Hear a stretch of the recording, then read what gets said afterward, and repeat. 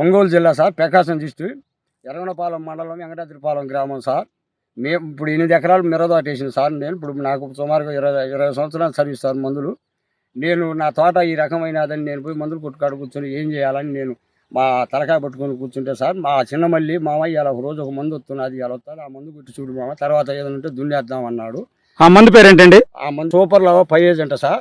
మామ ఈ ప్యాకెట్ 4 బుడ్లు ఉంటాయి, ఈ కలిపి 2 కలిపి కొట్టు, దాన్ని మారింది తర్వాత చూద్దామన్నాడు. నేను ఆ మందు తీసుకొచ్చి కొట్టినాక నేను కొట్టం తల్లికి ఇదిగో ఈ రకంగా ఉంది సార్, మందు చెట్టు ఈ రకంగా ఉంది. నేను కొట్టం తల్లికి ఈ రకంగా ఉంది సార్. నేను కొట్టినాక ఇది ఈ రకంగా నా తోట మారుతుంది శుభ్రంగా. నాకు ఇప్పుడు కాపు వచ్చింది, నాకు ఏమి ఇబ్బంది లేదు సార్. నాకు కూడా సంతోషంగా ఉంది. ఎవడైనా సరే ఈ మందు కొట్టాలా, రైతు అయినోడు తెలిసిన తర్వాత నాకు అనుభవంతో చెబుతున్నా. నాకు పొలం ఉంది, నేను ఎక్కువ వ్యవసాయం చేసిన మనిషినే సార్.